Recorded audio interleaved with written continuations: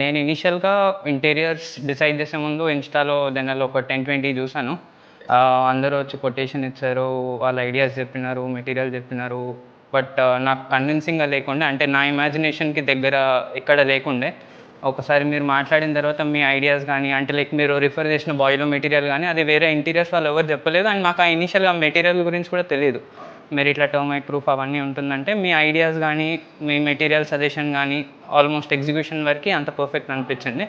So, ఆ 10, 20 దాంట్లో నాకు కొంచెం మ్యాచింగ్‌ది మీది ఏదే ఇంటీరియర్స్ కొంచెం బెటర్ అనిపించింది. లేదు అది కూడా డిజైన్స్ కూడా అన్నీ మోడర్న్‌గా ఉన్నాయి. అండ్ మాక్సిమం మన కాన్సెప్ట్ వచ్చేసి మనం అనుకుంది మాత్రం స్పేస్ యూటిలైజేషన్ కదా! అందుకని చెప్పేసి మినిమమ్ స్పేసెస్‌లో కూడా మాక్సిమం అవుట్‌పుట్స్ వచ్చేటట్టు సో, డిజైన్స్ అవుట్‌పుట్స్ కూడా నేను అనుకున్నట్టే వచ్చాయి. అండ్ మీరు ఇచ్చిన ఐడియాస్ కూడా సో, మొత్తం ఓవరాల్ ఎగ్జిక్యూషన్ అయితే పర్ఫెక్ట్ వచ్చింది. నేను ఆ! ఏంటి సార్ కొంచెం వర్క్ ఎలా అనిపిస్తుంది? బాగుంది. నీట్‌గా చేసిర్రు. చెప్పిన దానికన్నా కూడా చేసిర్రు. చెప్పినట్టుగా.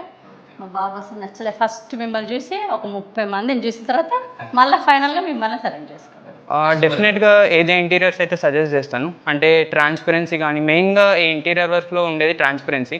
మెటీరియల్ ఒక్కసారి వచ్చిన తర్వాత, ఒకటి ప్రామిస్ చేసిన తర్వాత మాకు ఇంకోటేసి అది ఇవ్వకుండా, వచ్చిన ప్రతి మెటీరియల్ మాకు చూపించి, ఇది వాడుతున్నాం అండ్ మేజర్‌గా మనం అంతా బాయిలర్ యూజ్ చేసాం కదా! సో, ఆ మెటీరియల్ గానీ, ఎక్కడ గానీ నాకు ప్రాబ్లమ్ రాదనిపించింది. అండ్ మోరోవర్ దానికి 25 ఇయర్స్ వారంటీ వచ్చింది కదా! సో, మెటీరియల్ పరంగా గానీ అన్నీ ట్రాన్స్‌పరెంట్‌గా ఉన్నారు. అండ్ ఫైనల్ అవుట్‌పుట్ కూడా బాగా వచ్చింది. డెఫినెట్‌గా నేను వేరే వాళ్ళకైనా సజెస్ట్ చేస్తాను.